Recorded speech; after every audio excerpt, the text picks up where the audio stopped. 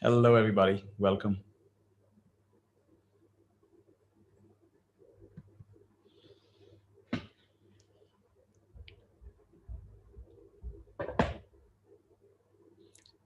So we're going to have a 2-hour practice session. Going to start with a very nice sound of my bowl.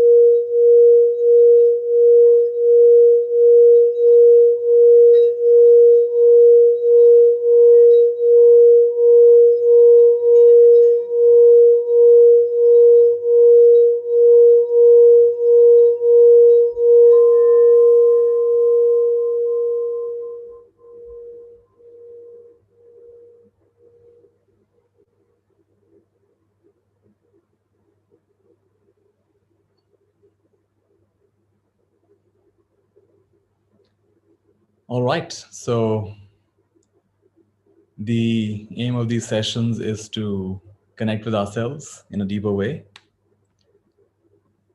on the auspicious, of course, all occasions are auspicious, but full moon and new moon are particularly auspicious occasions. And we have 2 hours together. Of course, in a way, if you're really present, then what is 2 hours? But we'll take a break.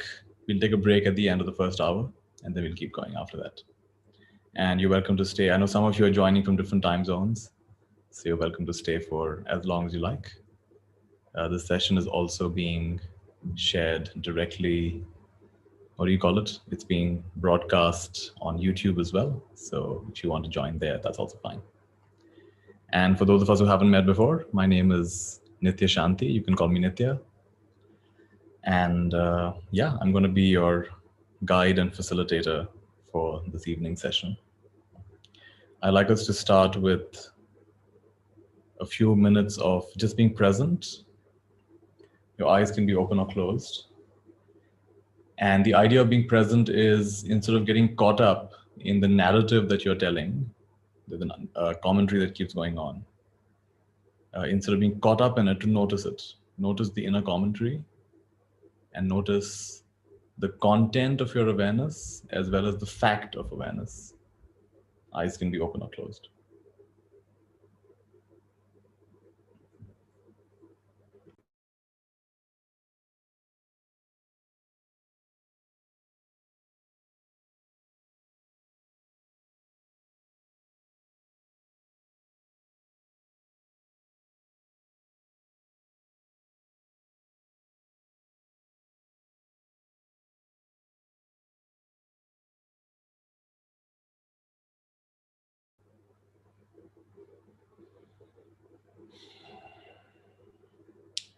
So just settling into your present experience.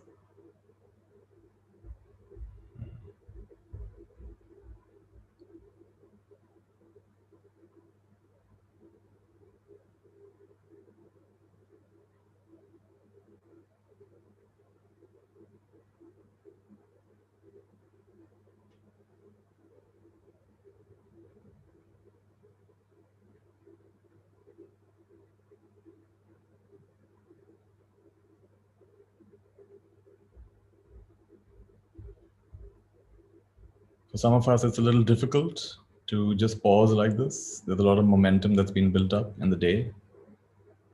But still, just feel that slight discomfort of slowing down. It's a healthy discomfort.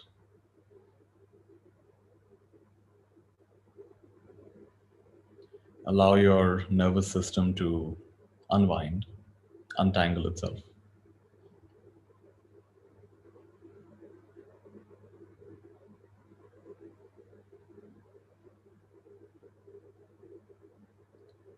One of my favorite practices these days is just to feel my own heartbeat. See if that's possible for you.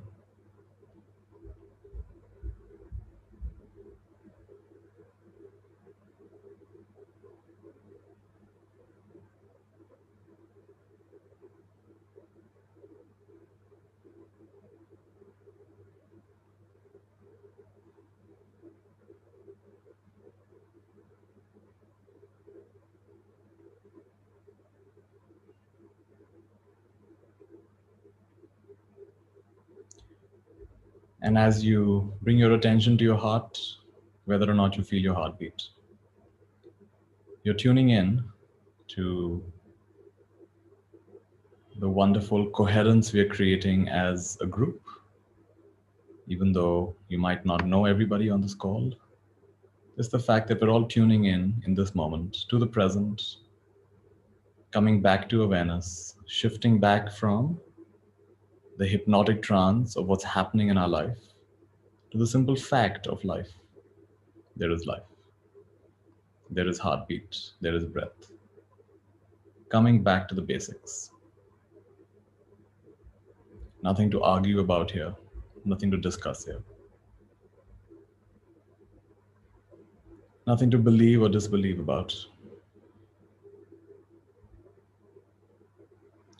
And we're synchronizing. Each one of us is synchronizing. We're accessing a wider, deeper, and I like to think of it as a more dense intelligence. It's a more dense intelligence.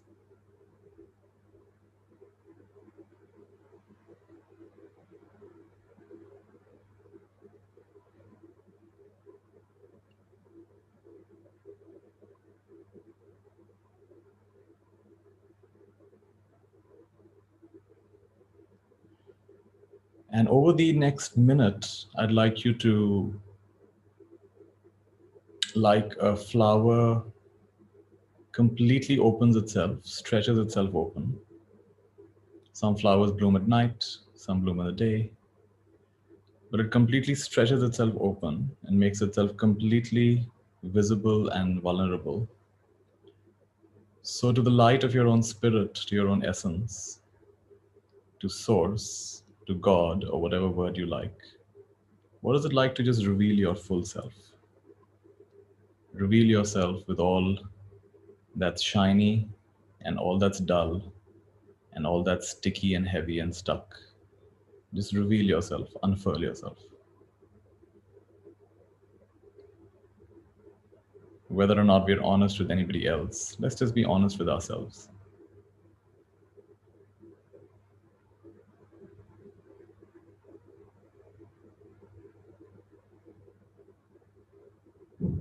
Which means just allow yourself to be exactly the way you are.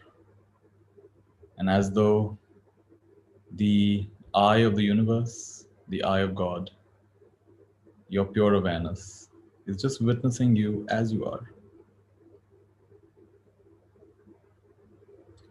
No comparison with how you have been or how you could be or should be.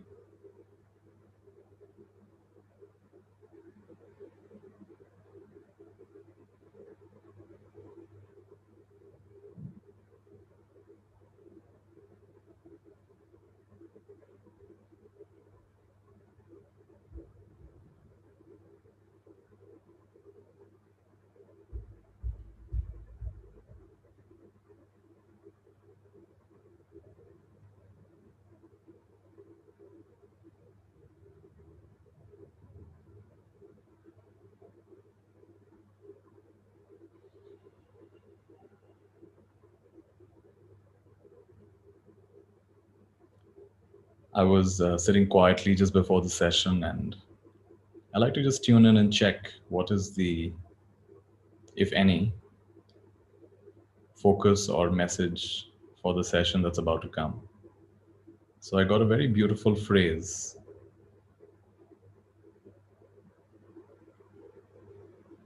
I think that's a good theme for today's practice. And the phrase is, you can't do this wrong. You can't do this wrong. Even to think that you're doing it wrong is not wrong. So try as you may, you can't do this wrong.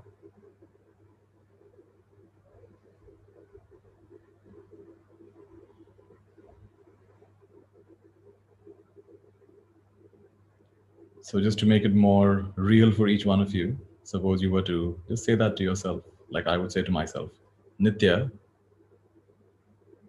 you can't do this wrong. What is it like for you to say that to yourself?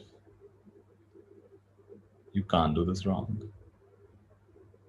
You may think you're doing it wrong or not quite right. And even that's not wrong. It's okay to think that. It's okay to feel that.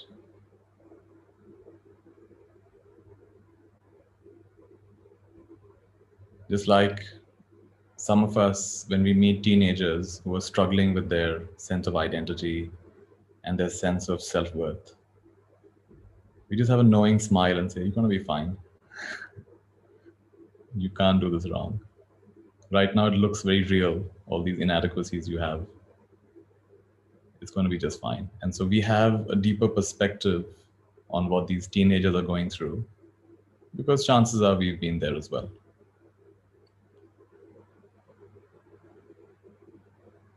You can't do this wrong.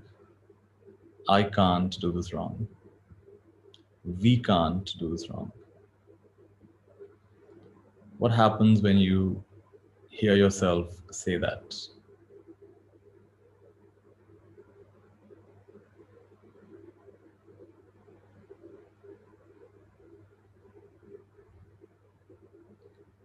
Very basic principle I follow is that if it expands you and if it relaxes you, it lightens the load, it's closer to the truth.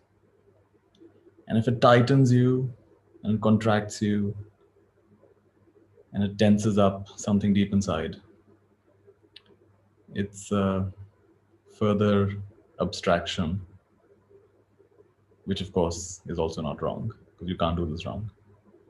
But it's something to notice. You're going to get there. In fact, there's nowhere to get. It's just a little bit more roundabout, just under more layers of makeup.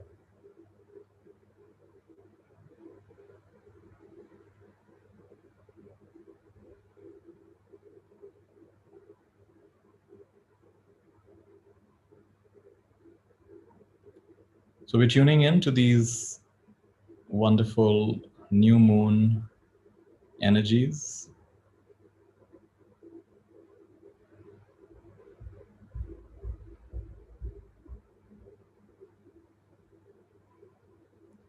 We're tuning into this moment, tuning into ourselves.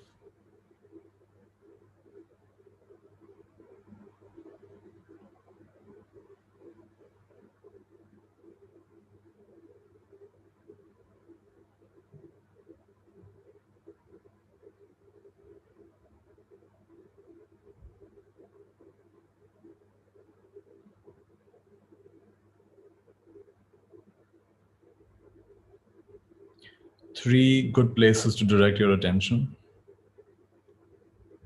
worth remembering for the rest of your life. Focusing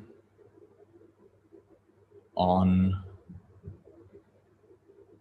what you're grateful for. That itself is a bit of a universe. Focusing on what you're grateful for in the past, in the present, even in the future before it happens. Focusing on gratitude, first place to direct your attention.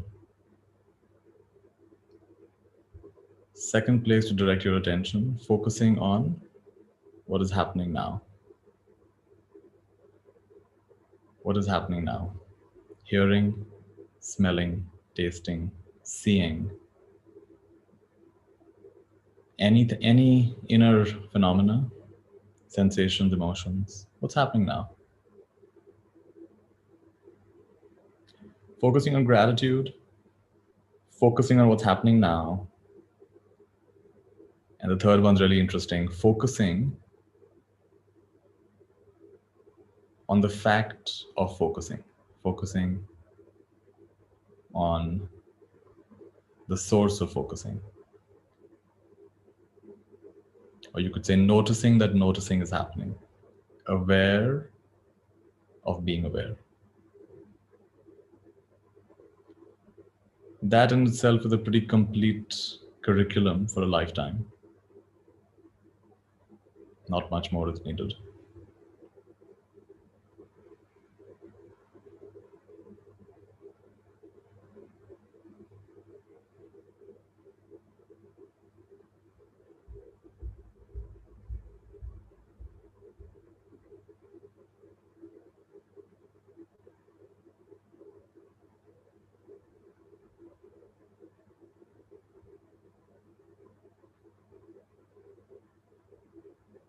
I have a friend who was very angry with God for many years because his son was born with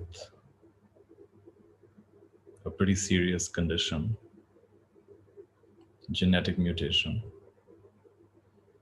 He was really angry with God for a long time. He went for a retreat after several years where they talked about gratitude. And somehow he was able to practice. And he just slipped into a state of gratitude, pure gratitude, for 2, 3 days, pure gratitude. And everything dissolved. All the resentment dissolved. All the grudges that he was holding against existence just dissolved. That's how powerful and healing gratitude can be. And gratitude for me is just like a placeholder. If you prefer the word love, if you prefer the word compassion, if you prefer the word connection, I mean, you can put in your own word over there. But essentially, it is a state of wholeness, a state of non-resistance. So focusing on gratitude. Can we focus on gratitude? He was able to focus for 3 days. Can we focus for 3 minutes? Exclusively on gratitude.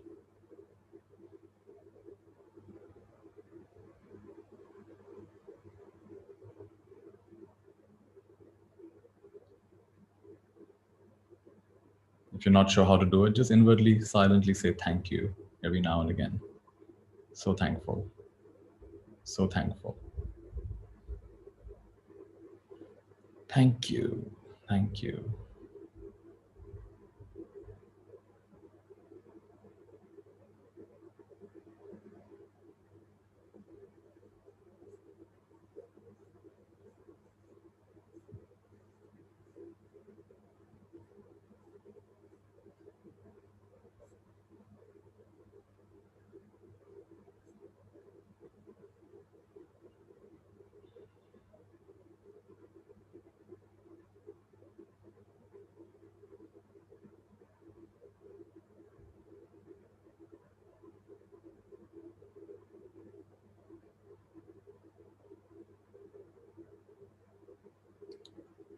Notice what's happening as you keep focusing on gratitude for the next couple of minutes.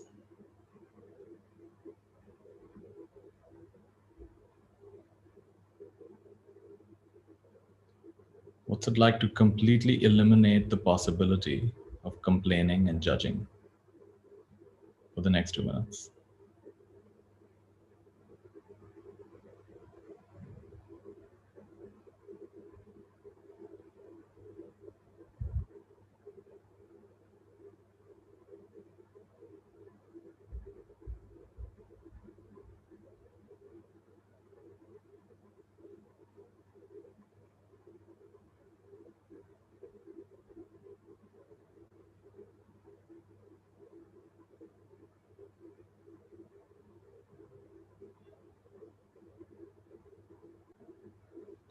And it doesn't matter whether you feel something specific or not.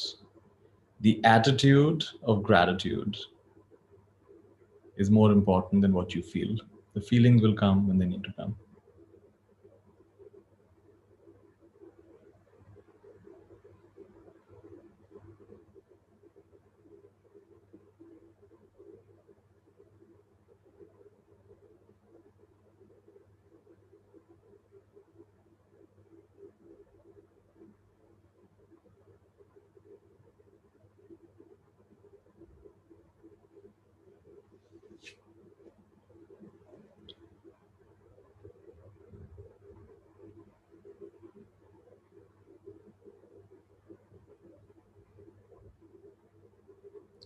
Thank you. Thank you.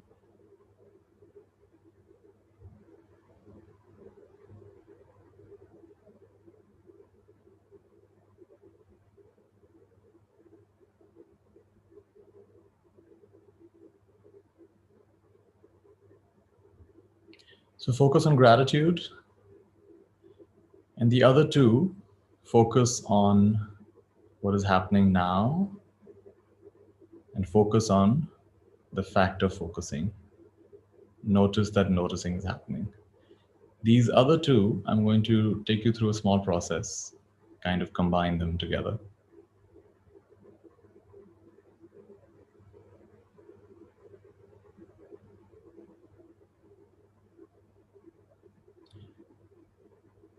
If your eyes are closed, then notice some sound, something you're hearing. If your eyes are open, then notice some object in your awareness, something you can see.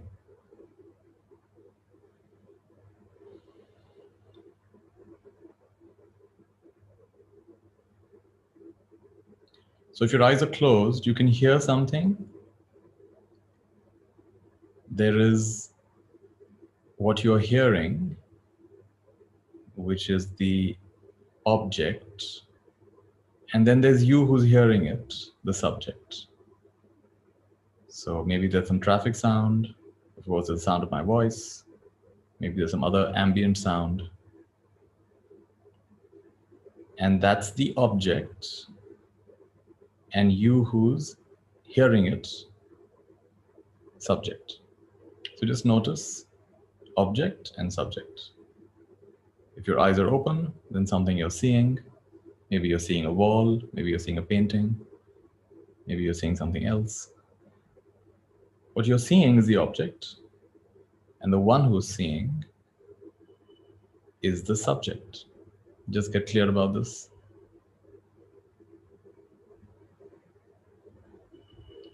Object and subject. Sound and the one who hears the sound. Something you're seeing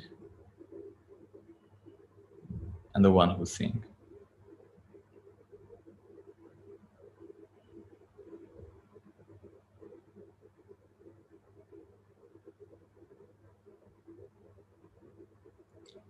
So let's go further. So now the hand. Your eyes are closed. Feel your hand. Maybe your right hand, left hand, doesn't matter. One hand. If your eyes are open, look at your hand. So the feeling of the hand is now the object, and the one who is aware of it is the subject. Similarly, if your eyes are open, you're seeing your own hand. That hand is the object, and the one who is aware of this hand is the subject. Let's get clear about this.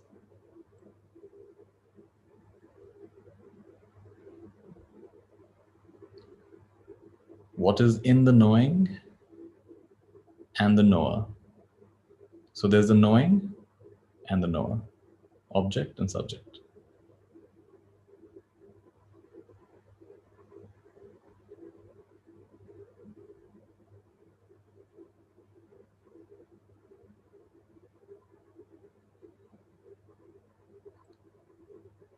So now I'd like you to think of a red balloon. Everyone can think of a red balloon. Can be any size, any shape. Red balloon. Red balloon is now the object, and the one who is aware of this red balloon is the subject. So there's a knowing of this thought, red balloon, could be an image in your mind, and the fact that you're aware of it, subject. So let's get clear about this.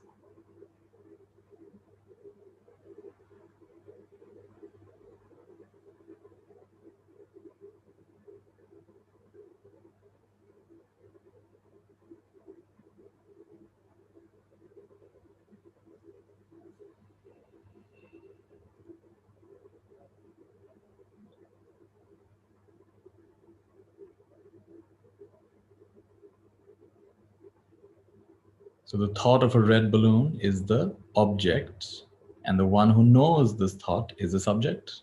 Let's get clear about this.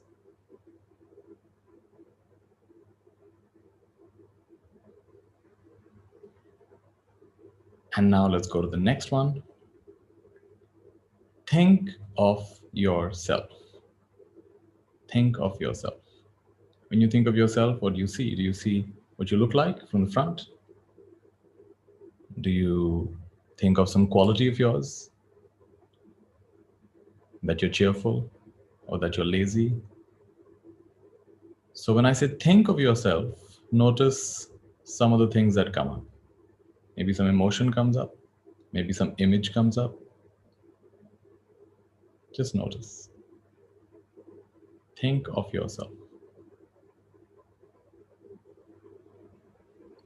Think of yourself. And whatever you're thinking of, maybe the way your face looks, maybe the emotional tone of this moment, maybe some quality of yours, maybe some memory of yours. This is now the object, and the one who knows this is the subject. Let's get clear about this. When I say think of yourself, what came up?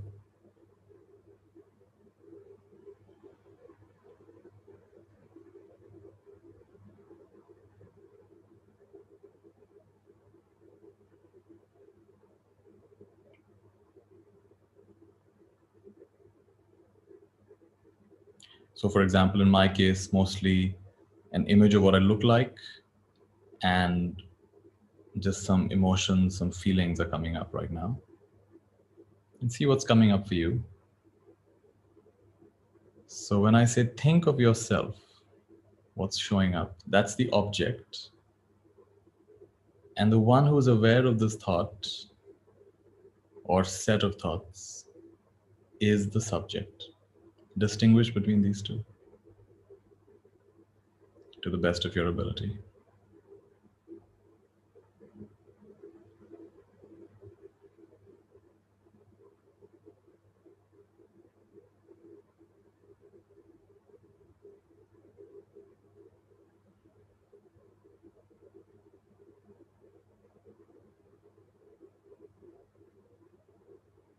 So just tracing our steps back to this point.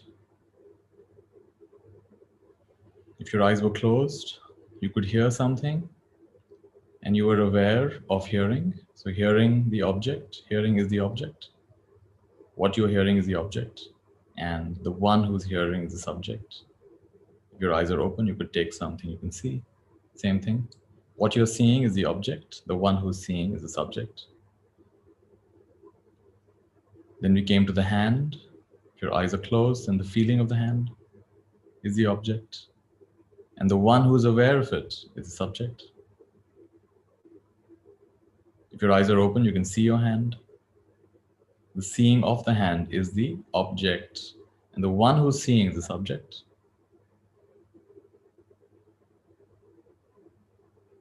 And the red balloon, the thought of the red balloon is the object. And the one who's aware of this thought is the subject. And now, thought about yourself. How do you see yourself? How do you know yourself? How do you think of yourself? And whatever comes up when I say think of yourself, this is the object. And the one who knows is the subject.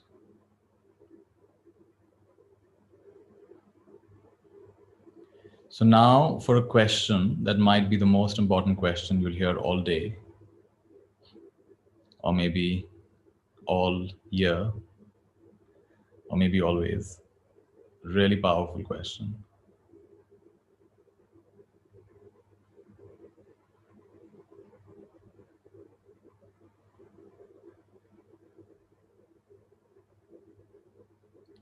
What is the difference between the thought of you and you?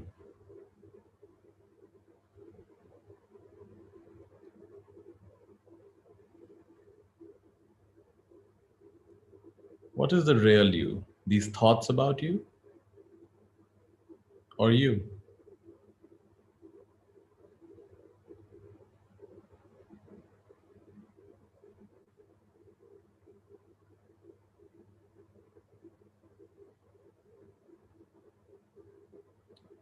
Feel the power of that question. don't have to understand it. It's okay to be stretched a little bit with this. Can you see the difference between the thought about you and you? Which is a real you? The thought about you or you?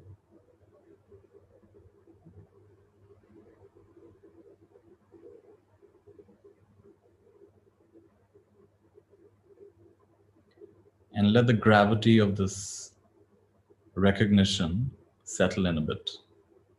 Let the power of this recognition settle in a bit.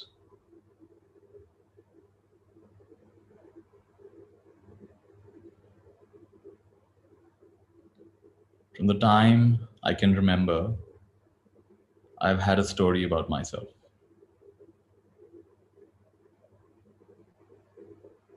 Ideas about myself. 6 years, 7 years, 10 years, 15 years. Whatever my age, I have ideas about myself. And those ideas keep on changing.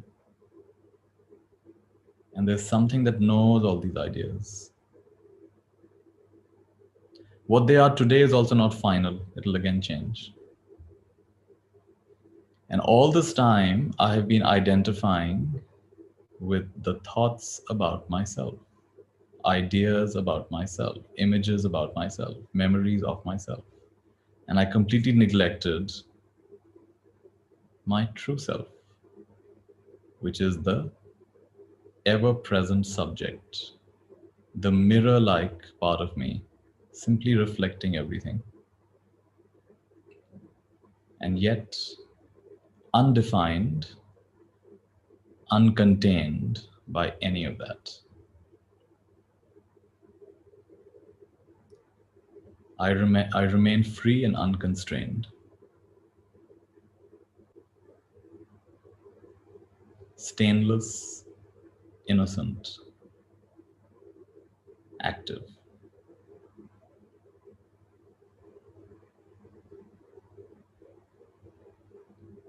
Alive without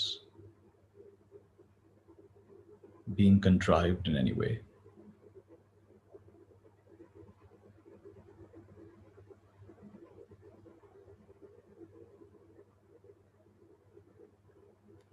Just play this game a little bit. Notice what it's like to have a thought of you, any kind of thought about yourself, even the most exalted thought about yourself. And then just you, just that which knows this thought.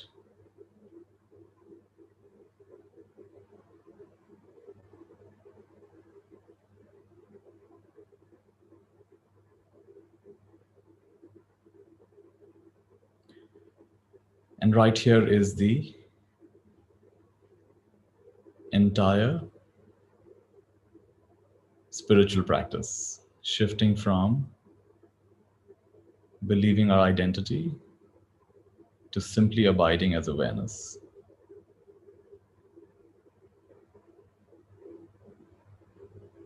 You can't do this wrong.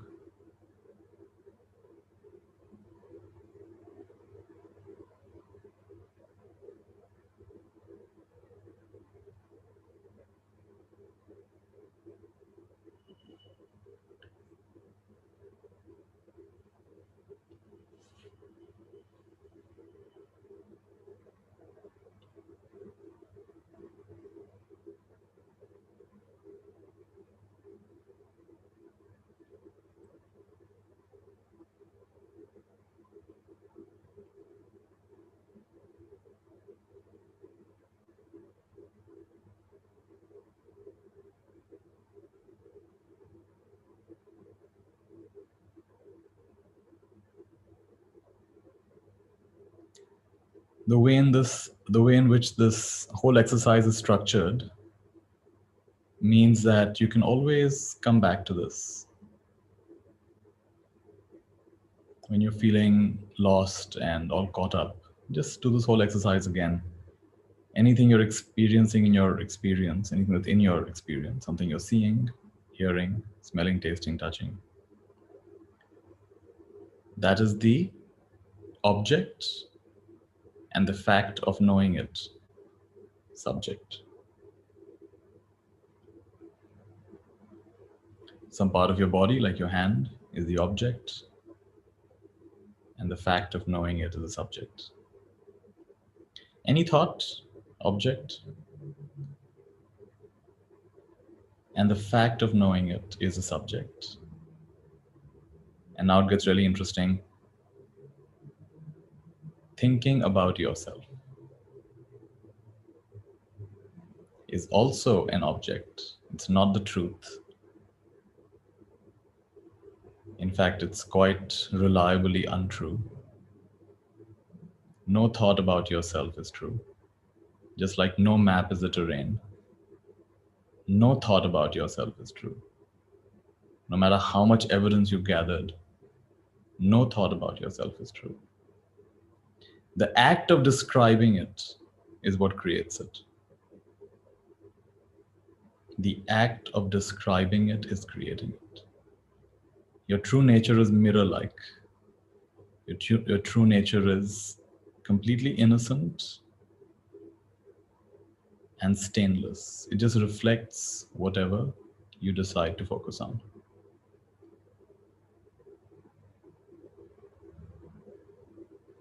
So any thought about yourself becomes the object, and the one who knows the thought is now the subject. And you can trace these steps back to your simple, abiding presence. You can walk from samsara into nirvana in just a few simple steps.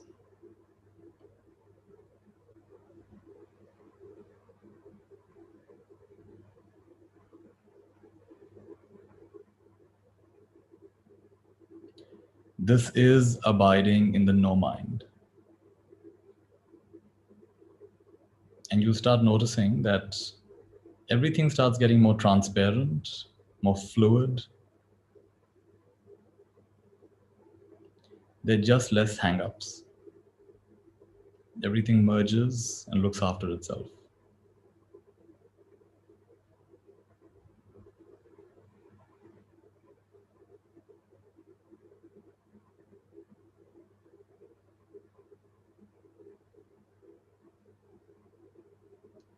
When I go scuba diving, the entire ocean appears as one big intelligence. It's not just the corals here and the fish here and the sharks here. It's one big intelligence, like one supercomputer. Like you've entered a deep intelligence. And once you've had that experience, all of life can start appearing like this. It's all one super intelligence where nothing is out of place. And so you can't do this wrong. You can think you're doing this wrong. You can believe you're doing this wrong. You can convince yourself you've got it all wrong. And even that's not wrong.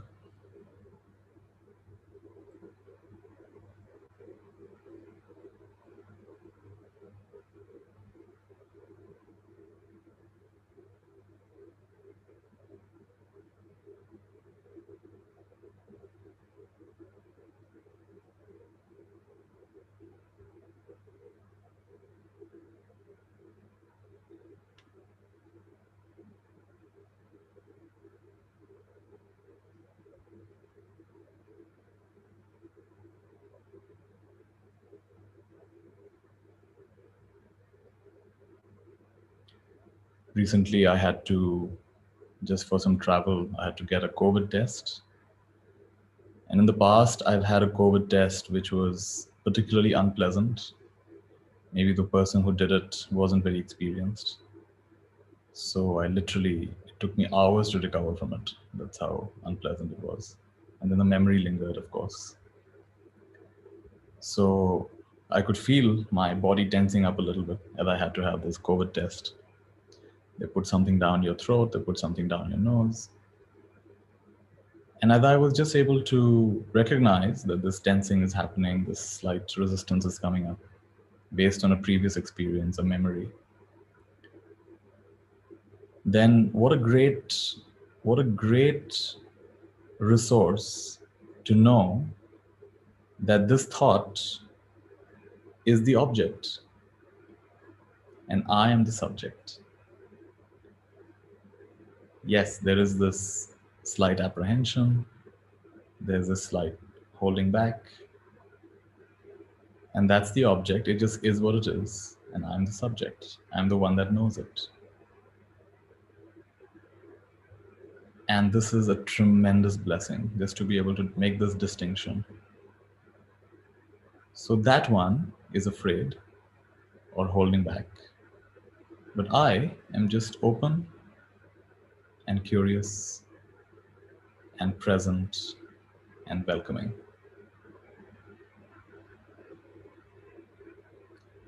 And of course, the test I didn't even notice it before I could say anything was done. How much drama we create for something that's usually quite simple. Reality is kinder than the stories we tell. Reality is kinder than the stories we spin.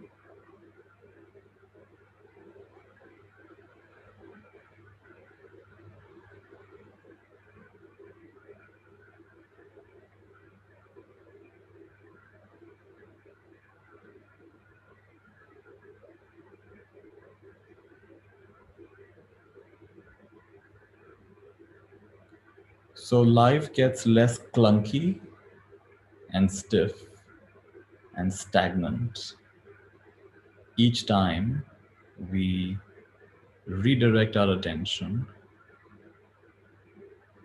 from the objects to the subject. We come to these three wonderful bases. If you have to focus on the objects, focus with gratitude. Focus on gratitude, focus on what's happening now, and focus on the fact of focusing. A very complete teaching.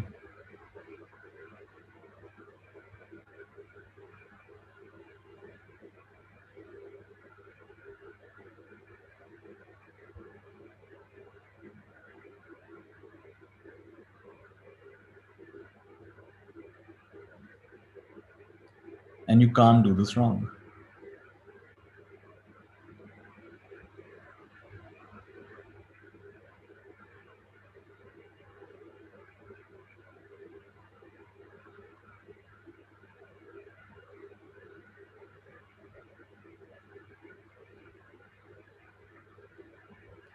What if the simple phrase, I can't do this wrong, became as obvious as gravity, as obvious as just being? It's like the most obvious fact of life.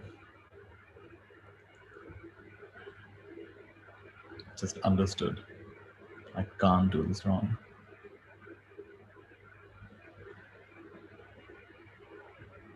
How would that open up your life energy?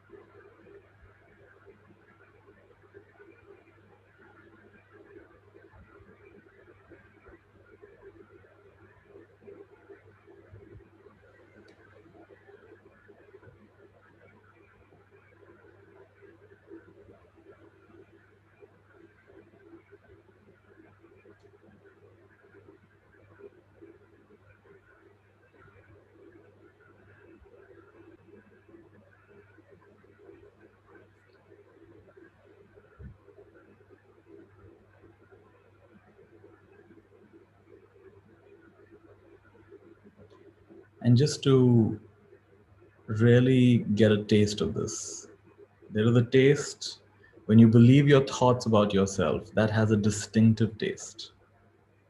And of course, the taste will vary based on the kind of thought you have. So if you have more judgmental thoughts about yourself, then that'll taste a certain way. But the truth is, even if you have very exalted thoughts about yourself, I'm the favorite child of God, I'm the most blessed being in the universe, it still has a particular taste.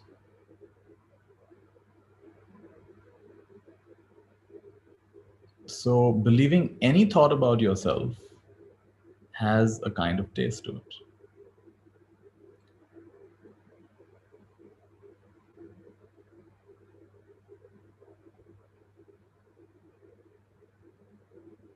I mean, you can get 1,000 poets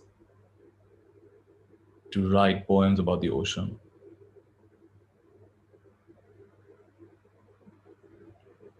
You can spend their whole life writing poems about the ocean.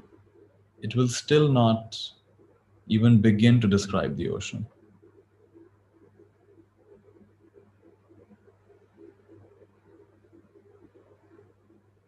It cannot encapsulate the mystery and the beauty and the limitlessness that is the ocean. And so we are like that poet that's trying to come up with all of these descriptions about this ocean, which is ourself. And we really are like an ocean. If you just open a book of anatomy, you'll be blown away by the number of rivers that are flowing in this body. Tributaries and rivers and incredible systems of incredible intelligence. And then you go beneath biology, you have chemistry. Again, a fascinating, amazing symphony. In fact, someone says the biggest pharmaceutical company ever made was this body. And then you go below chemistry, you have physics. And all the laws of nature are right here. I mean, this is an ocean right here. Below physics, you have mathematics. Below that, you have pure being. And how can you even begin to describe this? And even this is, each one of these is so limited. So the reason something feels off, perhaps, is that we are relying too much on this narrative, very linear narrative, past and present, and what we imagine about the future. And we're not even scratching the surface of this mystery. You cannot get this mystery. This mystery is going to get you. Your ideas about yourself are just objects. And that which knows these objects, these different thoughts and perceptions, that's the one. That's the, not even the one, it just is. What's it like? That also has a taste. Tasteless taste.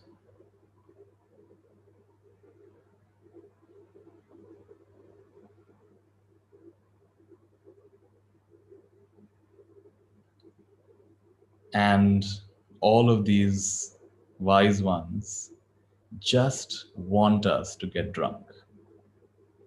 They want us to get drunk on this tasteless taste.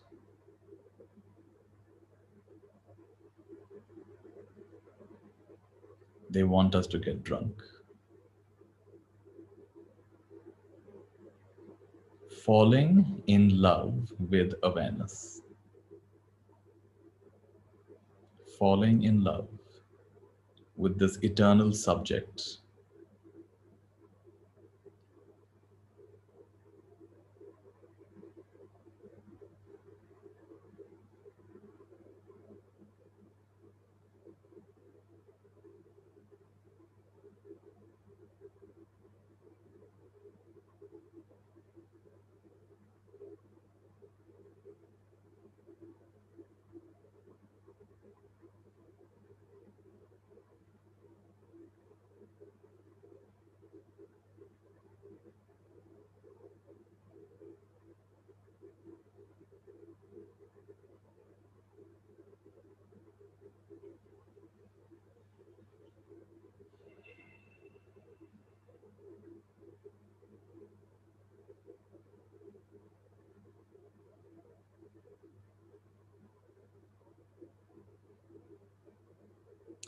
If you want, you can take a few deep breaths and slowly open your eyes.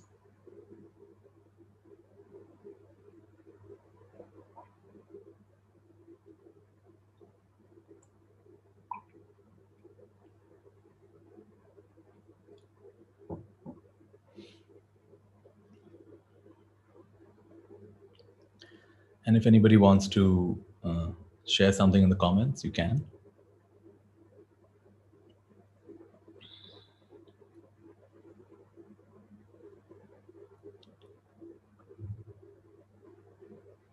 And I'll look at your comments in a moment. And then I'd like Padmaja to just share a little bit about some of the upcoming practices we have in this month and next month, just 2-3 minutes. And then you can take a 5-minute break after that.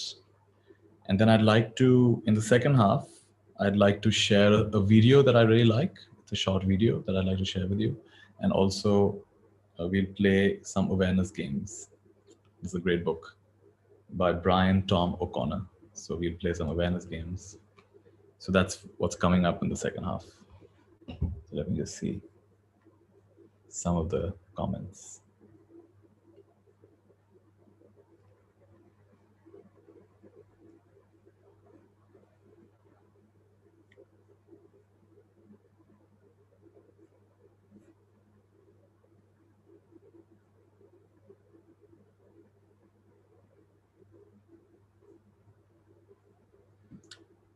It was lovely. It's interesting practice. Everything lightens up.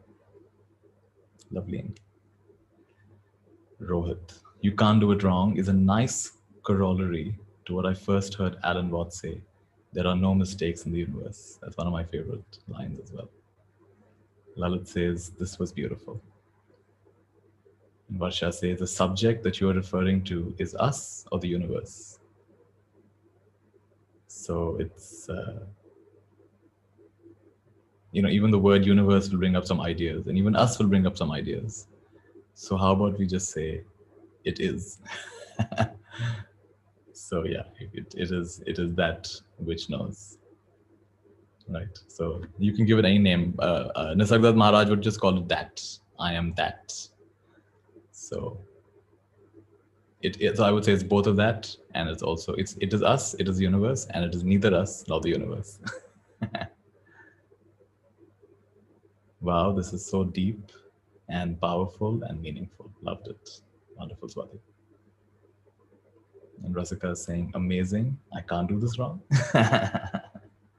Book name, please. Yeah, we'll come back to this book, but the book we're going to be looking at is Awareness Games by Brian Tom O'Connor. We'll play some of these games today. Thanks for organizing this. It was lovely.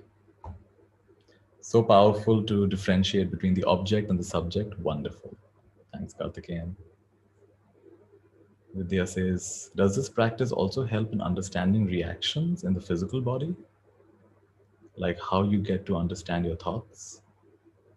Yeah, I would say the same thing. I don't know with understanding, you definitely start witnessing. So with physical pain, for example, like tiredness, you can just notice that tiredness is now the object, and the one that knows the tiredness is the subject. Like do a very simple thing if you like, just maybe tighten your fist, make it as tight as you can. Right? So yeah, you can feel this tightness, can't you? Just make it as tight as you can. Yeah, there's a tightness here. There's a tightness here, right? There's the tightness here. The tightness is the object. And the one who knows the tightness is the subject. Now check from the place from where you are knowing. Is there tightness there? There's tightness here for sure. It's pretty tight. It's getting a little tired as well. There's tiredness and tightness here. And from the place where it's knowing, no, for me, there's no tightness there. There's no tiredness there. Wow. In other words, something in me is always at peace. No matter what's happening with the body, it's always at peace. It's always okay. Relax your hand. So like that. Yeah, it's great. Play with this. It'll become more familiar as you play with this. So grateful to be part of this awareness. Thank you. Good. So I'm going to now invite. I'll look. There are also some questions, and we'll go through them after our break. Just take 2-3 minutes to see Padmaja's presentation. Padmaja, come on, and then we'll take a little break. Go ahead. I'm going to share my screen now. Yeah, please. Please tell me if you can see my screen. Yeah, we can see it. Yes. So, good evening, everyone. It's so wonderful to have you all here. So here is a list of all the upcoming courses starting on the 15th. That is the day after tomorrow. So I'll quickly take you all through each program that we are having.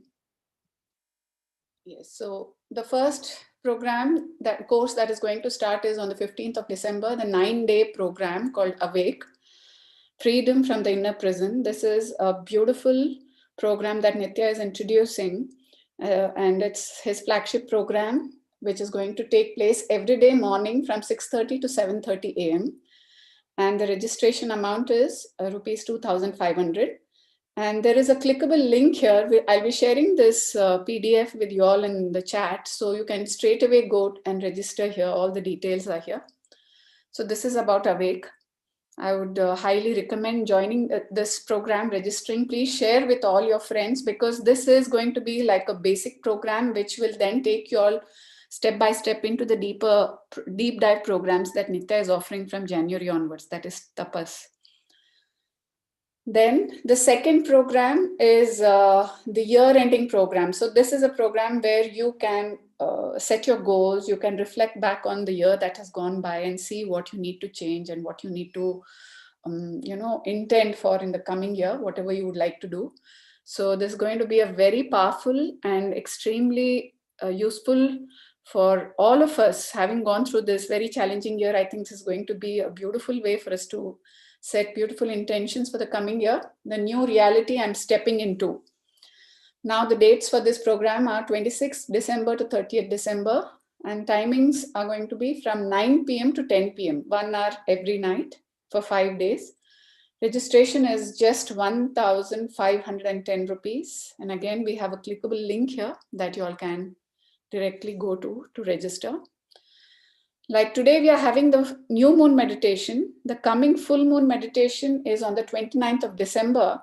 There's only a very slight change to the timings here, because the previous program I just spoke about, the new reality I'm stepping into, is going to be from 9 to 10 p.m. from 26th to 30th. And since full moon is on the 29th, we'll be starting it a half an hour later than usual. So it'll be from 10:30 to 12 instead of 10 to 12, just this one occurrence, right? And again, this is open to all.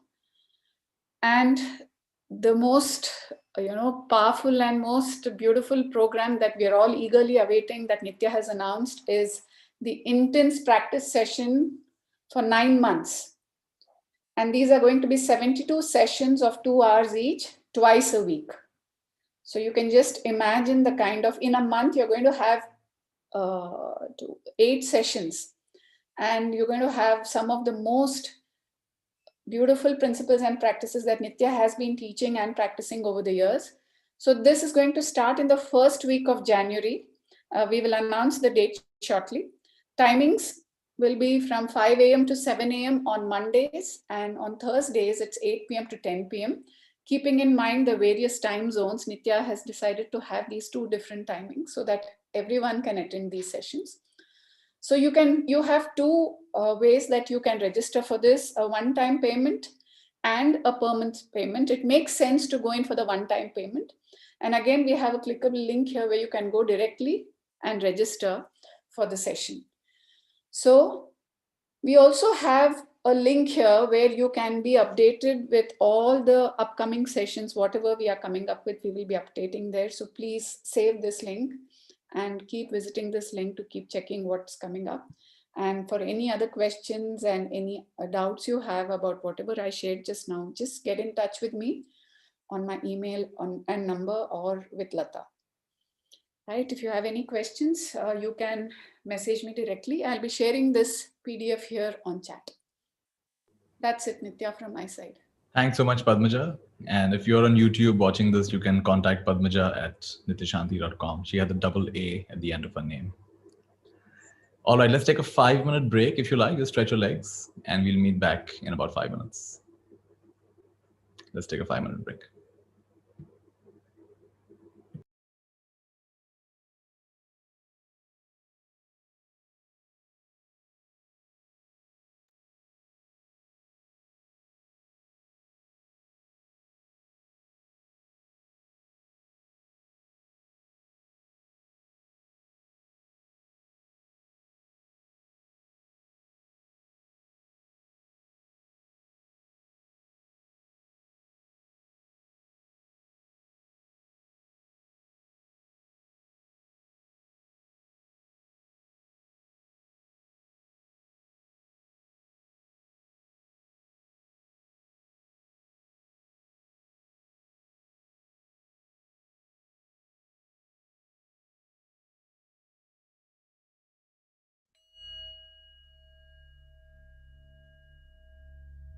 May I be a channel of blessings for someone today.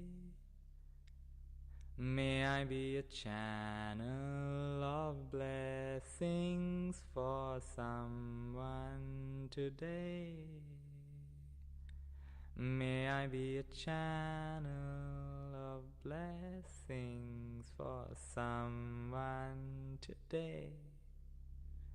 May I be a channel of blessings for someone today. May I be a channel of your love in the world. May I be a channel of your love in the world, in the world, in the world, in the world. May I be a channel of blessings for someone today. May I be a channel of your light in the world, in the world, in the world, in the world. May I be a channel of blessings for someone today.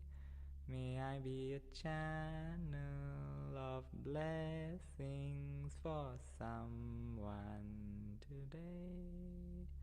May I be a channel of blessings in the world, in the world, in the world, in the world. A channel of blessings in the world. A channel of love in the world.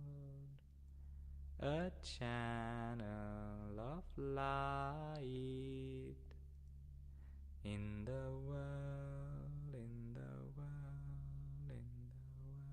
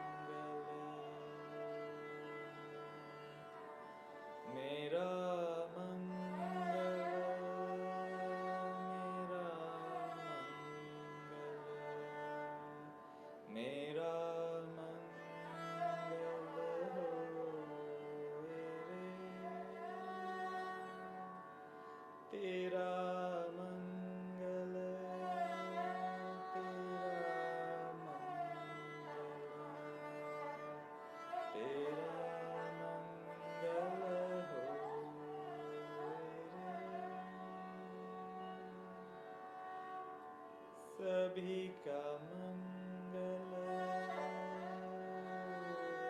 सभी का मंगल, सभी का मंगल हो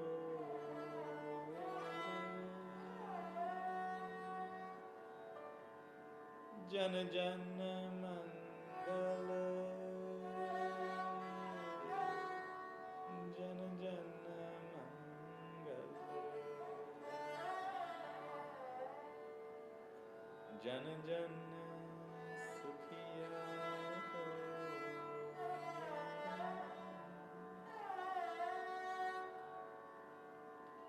दसों दिशाओं के सब प्राणी, दसों दिशाओं के सब प्राणी मंगल लाभी हों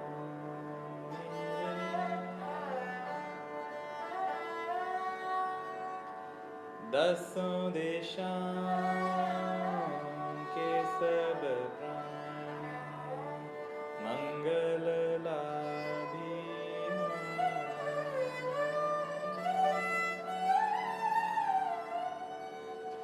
जल के थल के और गगन के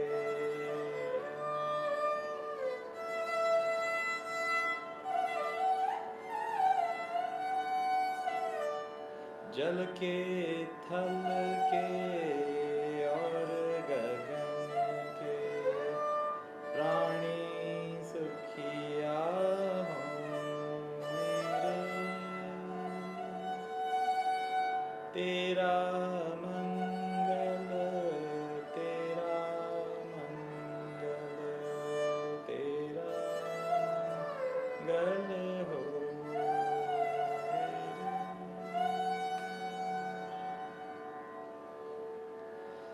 मेरे सुख में शांति में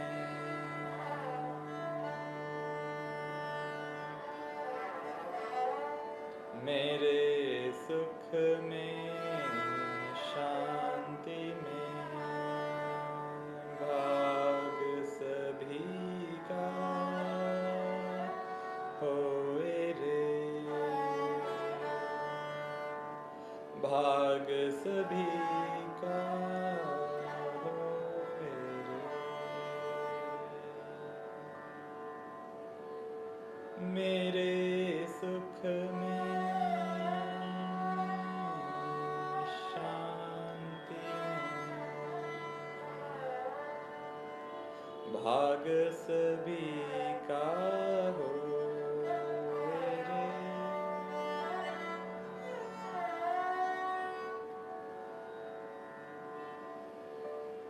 अंतरतम की गांठें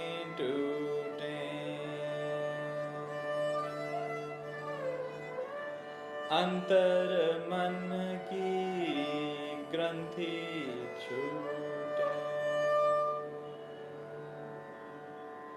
अंतर तम की गांठें टूटे अंतर मन की ग्रंथि छूटे मानस निर्मल हो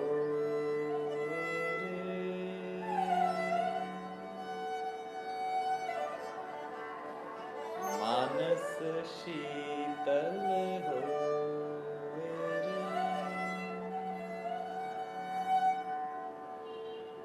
सभी का मंगल सभी का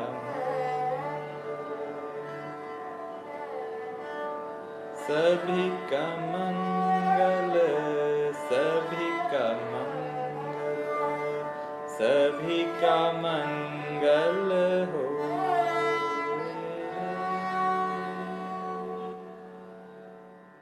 तेरा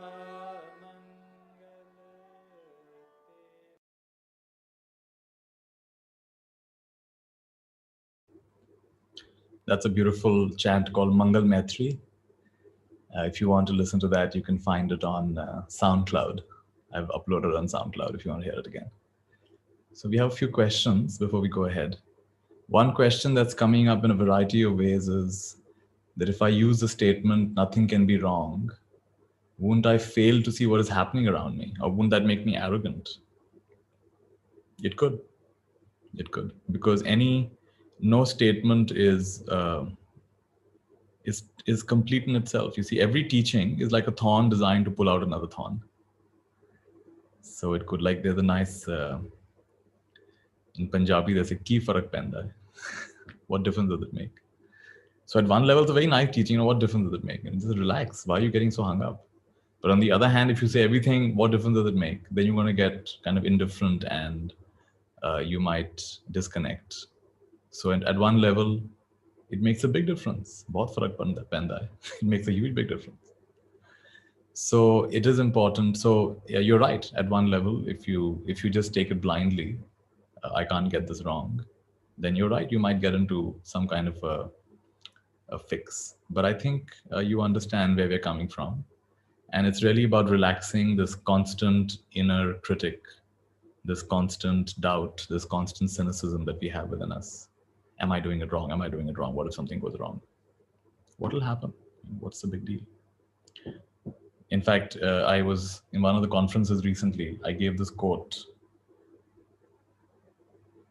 I think it's by William Wordsworth. He says, "The fool who persists in his folly will become wise.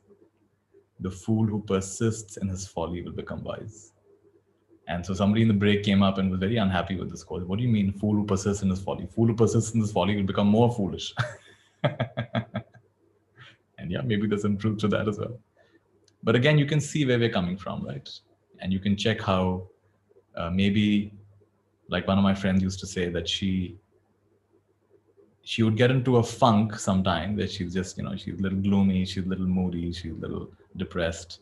But I love what she said. She said, I would get tired of getting tired. I get tired of getting tired. So sometimes you have to go through it. You have to persist in your folly until you're done with it. And then you go on, right? So understand each of these teachings as no ultimate truth over here. It's just, it's unhooking us from something that was sticky for us. So with that, it's a correct understanding. Thinking that our thoughts are objects and I'm the subject, will it not split you? This is a great question. So in the beginning, it appears like it's splitting you. But then, so now look at this, right? So there is a mirror and there is reflection. There is a mirror, the mirror is there and it's reflecting. So the mirror and this reflection. Now the fact that I've distinguished mirror and reflection, I'm creating a split. But is there a mirror without a reflection? Is there a reflection without a mirror? In that moment, can you distinguish mirror from reflection, reflection from mirror? So these are ways of thinking, right? So the wise ones are, in a way, creating a separation. They're like taking things apart and then snapping them back together. The Buddha said that when he discovered the 5 aggregates of being, it was like a person taking a handful of water from the ocean, sipping it and saying, this here is Ganga, this here is Yamuna, this here is... So by sipping one handful of ocean water, can you distinguish what part of that is what river has contributed to it? He said it's that difficult. So what are the 5 aggregates of being the Buddha discovers? The Buddha discovers what I call myself is a combination of these 5 things. Form, basically you could say body. Form, feelings, memories / perceptions. The word sanya is not quite captured by either of those two. It contains both memory and perception. And sankhara, which again it's hard to describe, but you could say mental formations, or you could say intentions. And finally, vijnana, consciousness. So the Buddha said, I discovered these 5 things. I discovered form, feelings, memories, intention, then consciousness are the 5 things we clump together and we assume to be self. And he said, I have penetrated and understood each of these things arises and passes, arises and passes. And so I have seen that none of this is my true self. So in a way, he's taking it apart and then he's freeing himself from that. So we say mirror and reflection, but of course there is no mirror without reflection. There is no reflection in that moment, of course, without a mirror. And so that is one approach. And so yeah, in the beginning it may seem like you're splitting yourself, but ultimately you realize that those thoughts are also nothing but awareness. It's all made of awareness. You cannot distinguish. If I ask you for what is the gap between the object and the subject, find me the gap, find me the boundary, and you'll find there is no boundary. And that's where the healing happens. That's where you realize it's not two. If one is just aware of being aware all the time, is there any room for taking action? In fact, that's when the best action happens. In fact, that's called being in the zone. Then there's no you doing the action and wondering to do the right action or wrong action.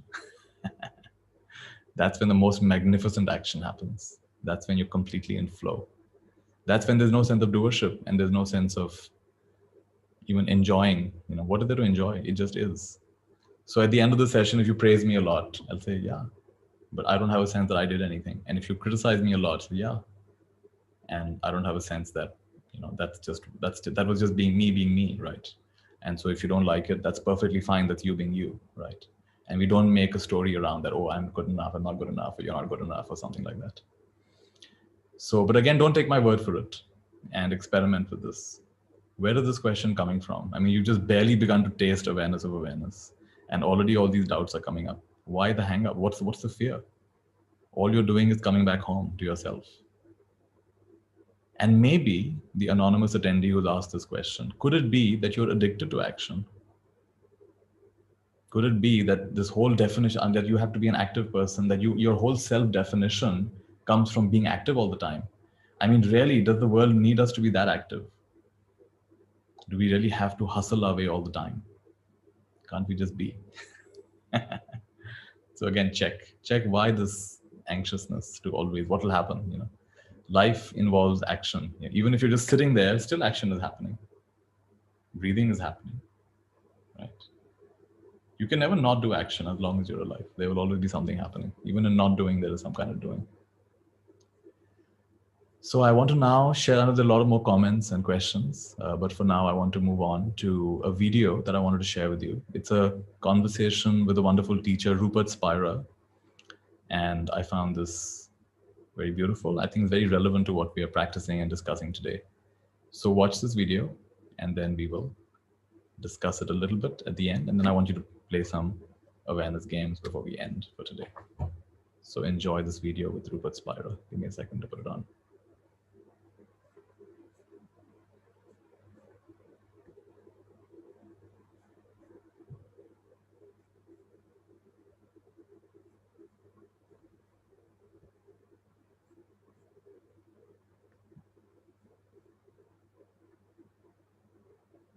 And I wonder if you can say also something about, because in this time, this very bodily exercises we had to do with this Gurdjieff thing, the movements. It helped me then, and it still helps me now to be in this presence, to be here, So maybe you can say something about this. I also did the Gurdjieff movements for many years, so I know what you're referring to. If I were to ask you now, are you aware? What would you say? Yeah. How do you know?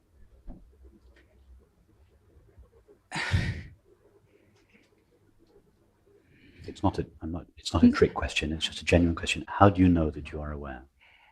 There's the voice, and there's the bodily sensations. No. Okay, but there's the if light. I ask you, are you aware of your bodily sensations? Mm-hmm. Mm-hmm. You go to a bodily sensation and you say, yes, I am aware of it. If I say, are you aware of the flowers? Mm-hmm. You look at the flowers and you say, yes, I am aware of the flowers. Now, if I ask you, are you aware? Mm-hmm. Where do you go to get the answer, yes?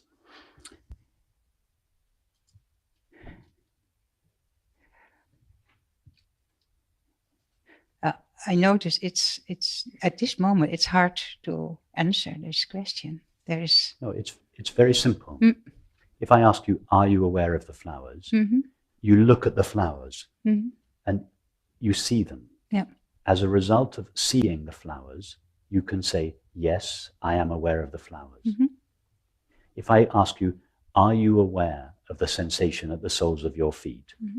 You direct your attention away from the flowers to the sensation at the soles of your feet, and you experience that sensation. As a result of that experience, you answer yes to the question. Now, if I ask you, not are you aware of the flowers, or are you aware of the sensation at the soles of your feet, but simply, are you aware? Yeah. Now, you don't direct your attention towards the flowers. You don't direct your attention towards the soles of your feet. Where do you direct your attention in order to get the answer, yes, I am aware?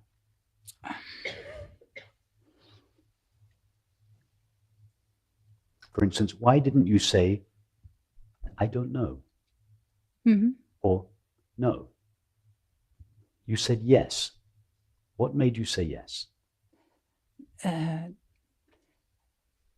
Where did you go? I'm very much aware of sitting here. And, no. Not sitting here. How do you know that you are aware? What experience do you have to go to? Just as you previously went to the experience of the flowers or the sensation. In order I have to go inside. What? Be more specific. You don't go inside the body. If you go inside the body, you just find sensations. All you know when you go inside is sensations. Yeah. You don't go to the body.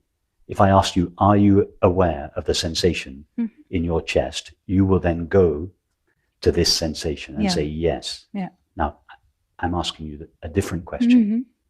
Are you aware? I'm aware. Where do you go? You say, yes, I am aware with such conviction, and you're right. But what experience do you visit in order to say yes?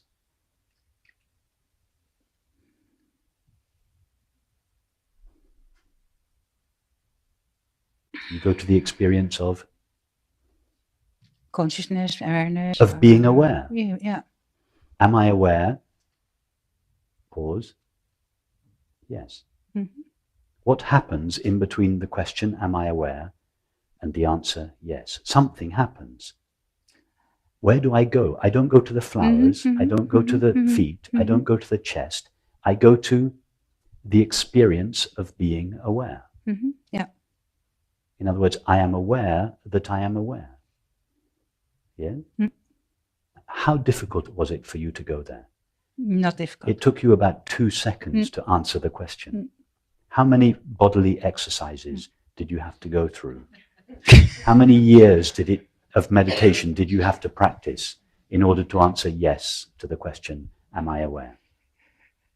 Of course, none in a way. If you want but it helped. It helped. If meditation you want to helped. Go through, how could meditation help you answer yes to the question, I am aware? I mean, let's say we stopped someone on the street and said to them, are you aware? Presuming that they understood the question. Someone who had never heard of non-duality or who had no interest in spiritual matters. Yeah, we just stopped someone casually on the street and we asked them the question, are you aware? Pause. Yes. Yeah. How could meditation help them? How could meditation help them arrive at the answer yes?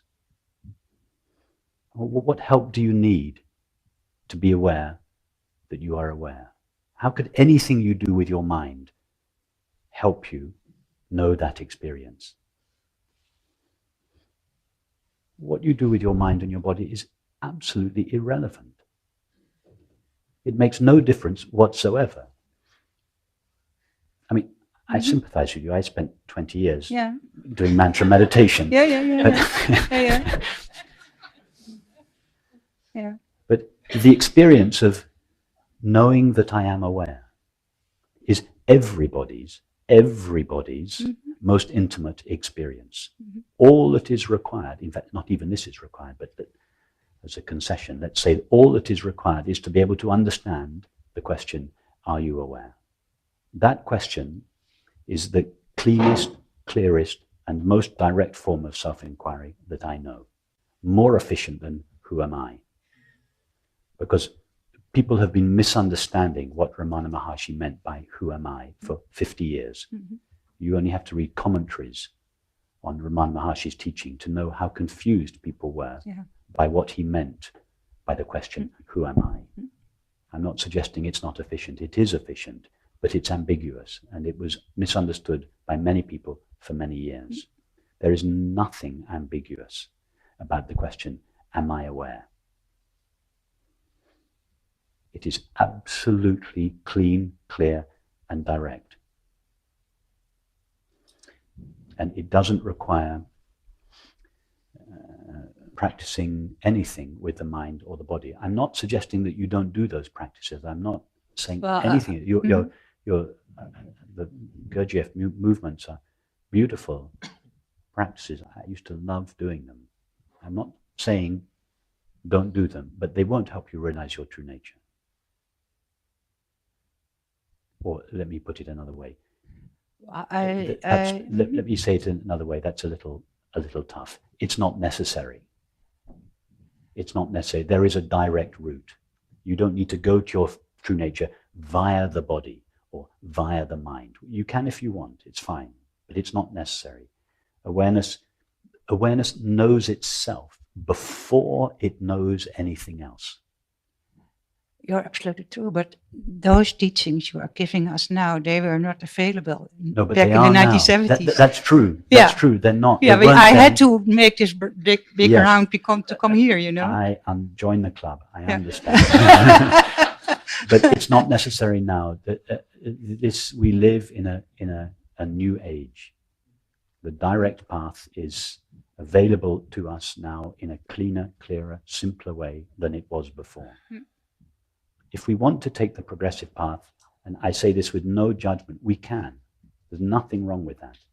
But it's not necessary. This direct path was, in fact, always available, even in India. But due to the prevailing religious and spiritual attitudes, most people didn't want this direct path. Most people wanted something more progressive and elaborate.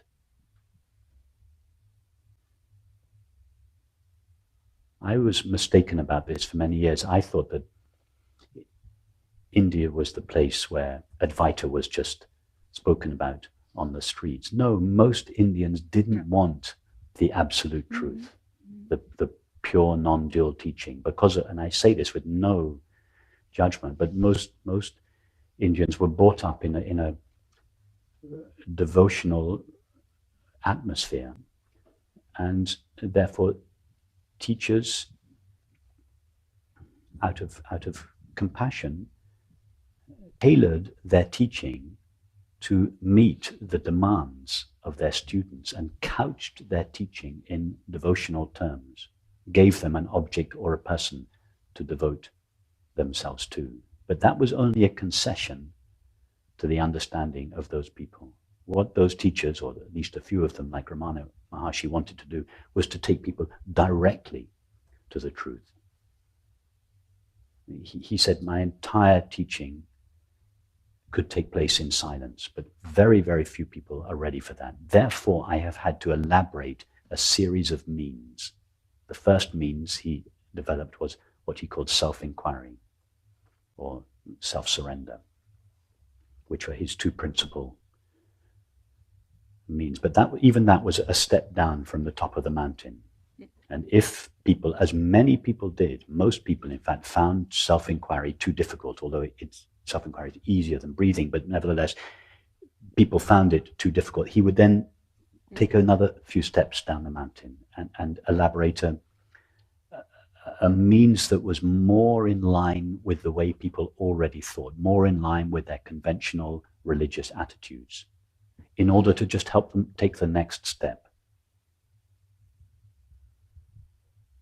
But we live in a different culture now, a different age. We don't have the same religious, cultural baggage.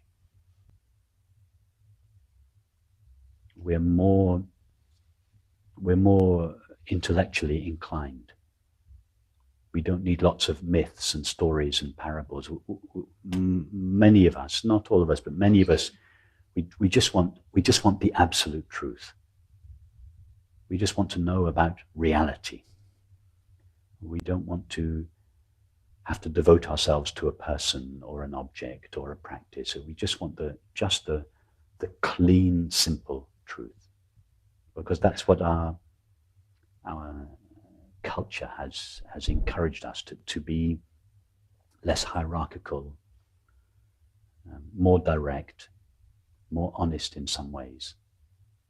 So I feel this direct path is the path for our era and our culture, our world culture.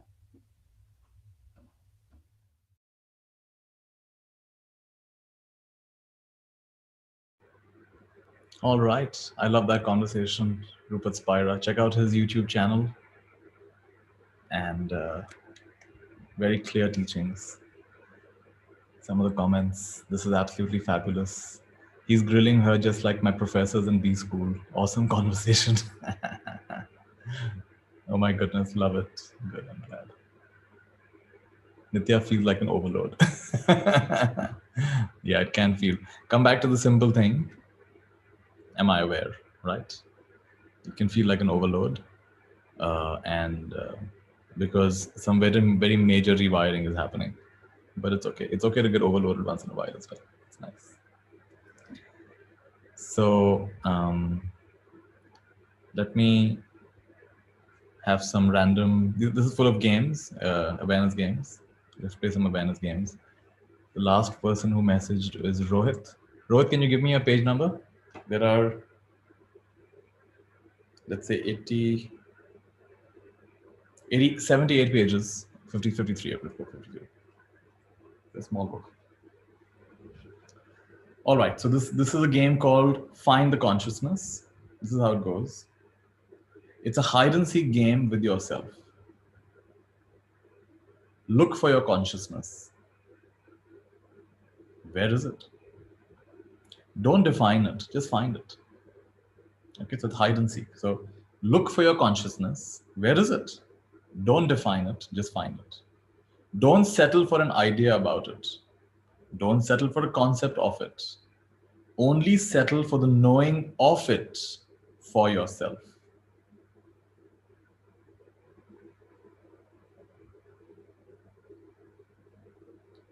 So look for your consciousness. This is the game. Okay, look for your consciousness. Where is it? Don't define it, just find it. Don't settle for any idea about it. Don't settle for a concept of it. Don't only settle for the knowing it for yourself.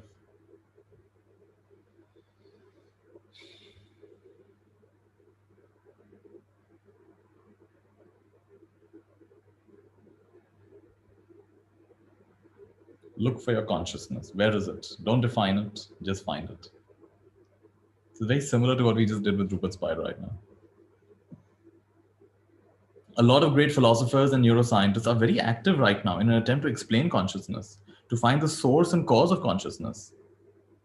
I enjoy reading them and following the debate over what is referred to as the hard problem of consciousness. So let's help them out. Not by figuring it out for them, they're already working hard at that, but by doing the legwork, by looking for it firsthand in our experience. What a concept. Instead of theorizing about it, look for it, and then let all of us know what you find. Yeah, Kavita saying it's enlightening and confusing. That's good.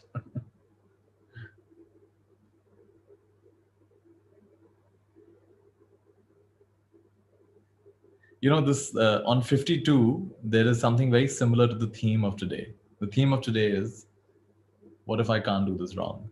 Right. What if I can't do any of this wrong? So what he's saying here is the game here on 52, page 52 is doing your best. What if everyone in the world is doing the best that they possibly can? Great question. What if everyone in the world is doing the best that they possibly can, including you? What if you are doing the best that you possibly can? If you could do better, you would do better. You're doing the best that you possibly can.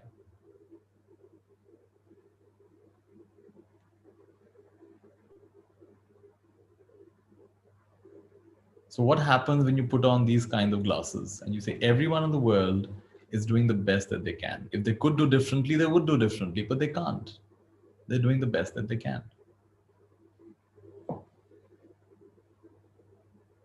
Cute little simple games. Loveleen, can you give me another page number? Less than 78, 42.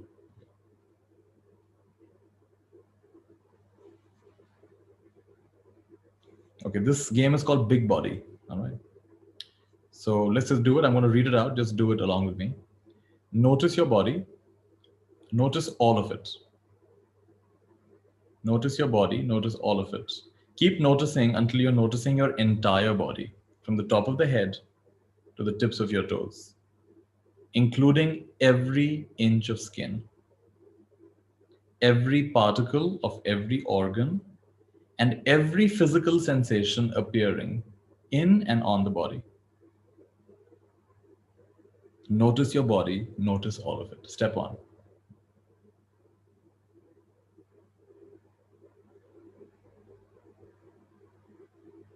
Now imagine you have a bigger body that surrounds and encompasses your entire body.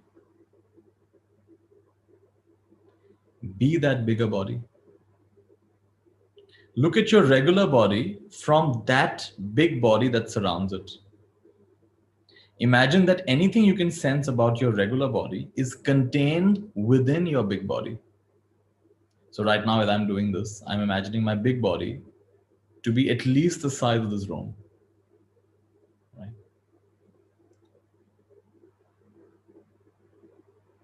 And as I become that big body, that bigger body, I look at my regular body from that big body that surrounds it, and I imagine anything that I can sense in my regular body is contained within the big body.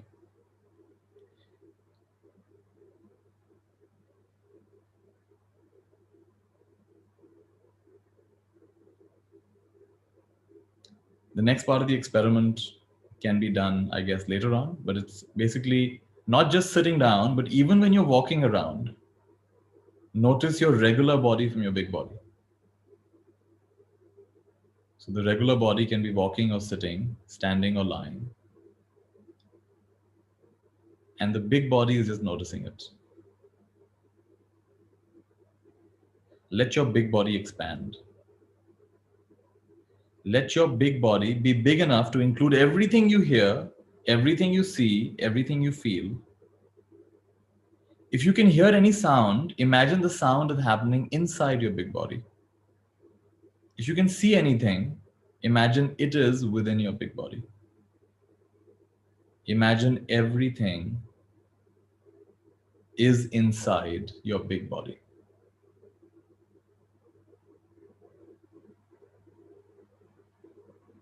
So that's the game on page 42. It's called Big Body. Notice your body, notice all of it. Keep noticing until you're noticing your entire body. Now imagine you have a bigger body that surrounds and encompasses it. Be that bigger body. Look at your regular body from that bigger body. Imagine everything you can sense about your regular body is contained within the big body.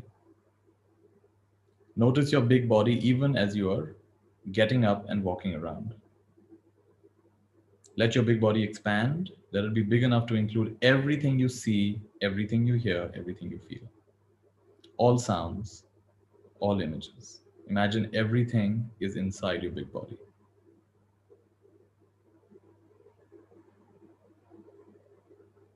You know, this is very similar to one of our teachers when he went for a dentist appointment. He refused anesthesia. So doctor said it might be pretty painful. He said, no, go ahead.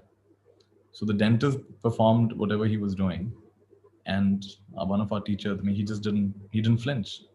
So he asked me, how did you do that? How did you control your pain reflex? He said, no, I was just watching you from the corner of the room. So in other words, he did not identify with his small body.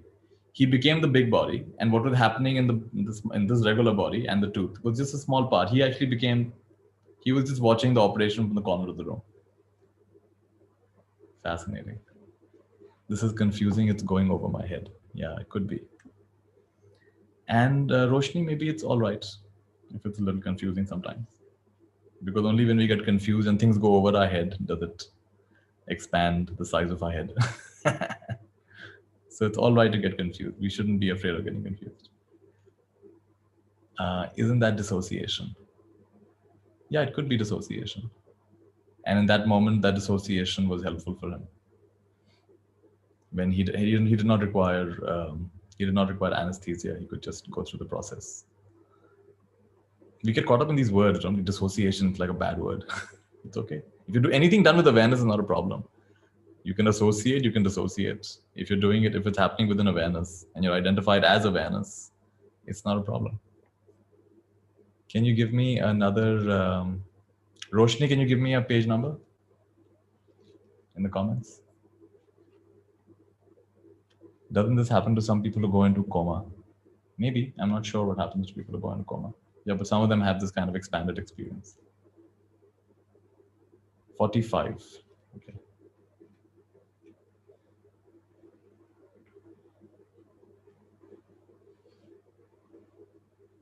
So 45 is exactly the one we did when we began today's session. So I'm just going to take you through it again. So it's great to review it. Let's actually review it the way he's taught it over here. Look at an object, any object. So for example, I can look at my glass of water here. Notice that you are perceiving it. It is an object. You are the subject. So in this subject-object relationship, you are the subject, and whatever object you've chosen is the object. Right? So in my case, there's the glass. Object. And from where I'm perceiving is the subject. Look at your hand. Note that you're perceiving it. It is an object. You are the subject. There is a subject-object relationship. You are the subject. The hand is the object.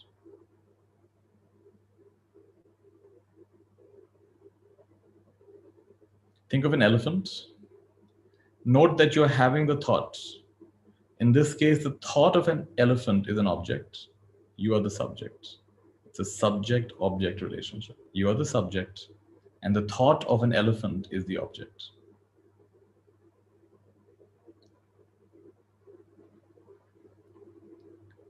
Now think about yourself. Notice that you are having a thought about yourself. In this case, the thought of yourself is an object. You are the subject. So we have a subject-object relationship. You are the subject, and the thought of yourself is the object.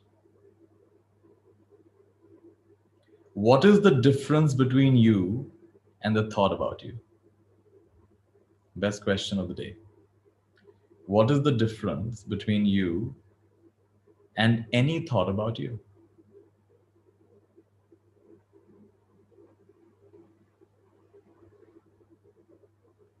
When you get a feel for this, keep flipping back and forth between awareness of an object and being the subject.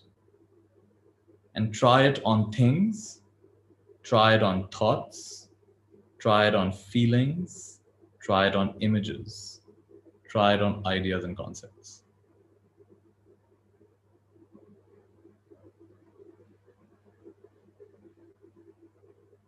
Fantastic practice. Subject-object swap.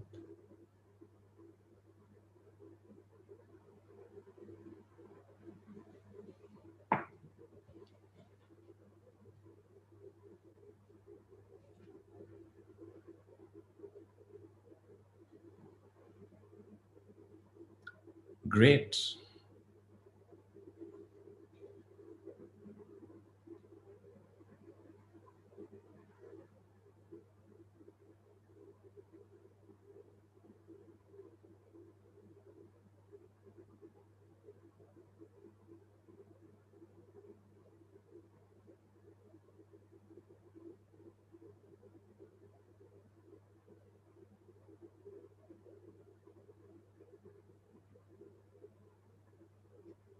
One last game for today.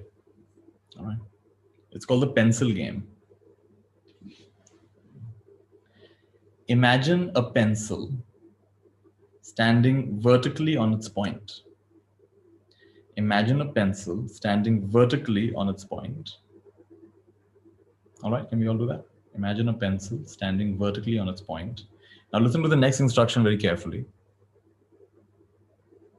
Try to imagine the pencil is not falling down. Try to imagine it is not falling down.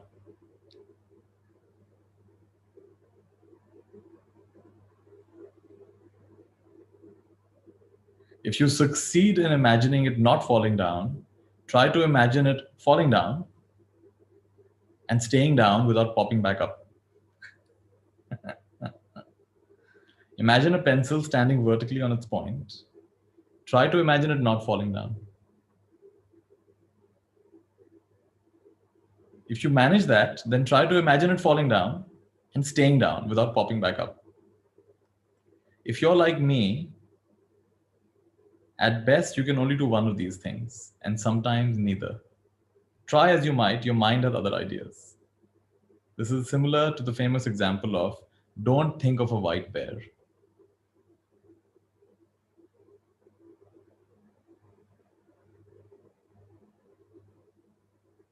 So what this is doing is it's challenging the notion that we can choose our own thoughts. We have the sense.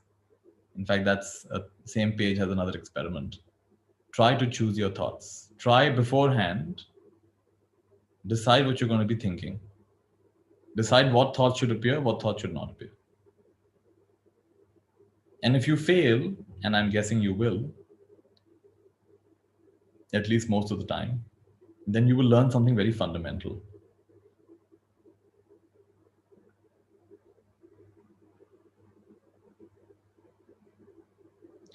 And that is the illusion that we are deciding our own thoughts.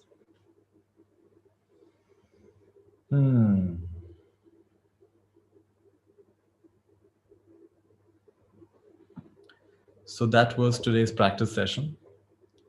We talked about some things like focusing on gratitude, focusing on the now, and focusing on what's focusing.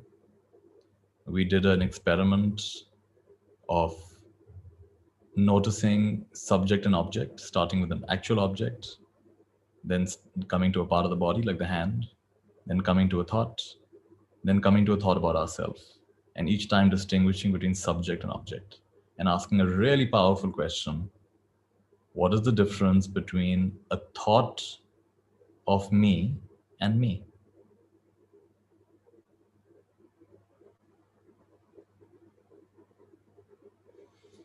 Also, we had the theme of what if I can't do this wrong?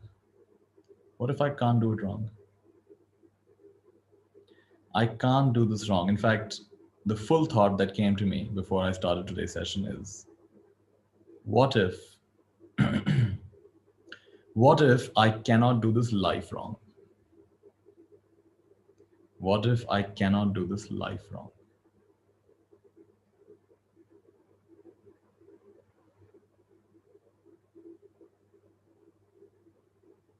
And I invite you to not impulsively accept or reject that thought.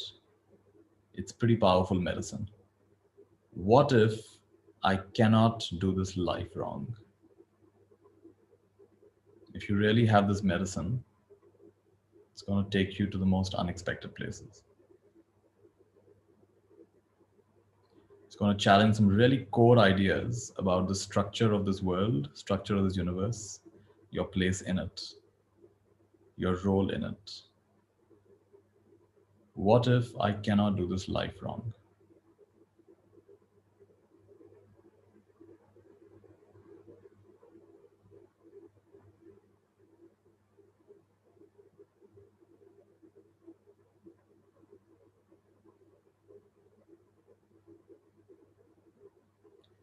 And then, of course, we heard this lovely talk by Rupert Spira called The Direct Path. And he talked about how this question, are you aware? You ask yourself, am I aware? is in some ways a better question than asking, who am I? And to check, what do you reference? So when you say, are you aware of the bottle or are you aware of the flower? What are you looking at? What are you referencing? But when you say, am I aware? What are you referencing? What are you checking? How do you know you have an answer? And that is a direct path. Can you spell the name, the video one? Rupert Spira. Great, I'll spell it out for you.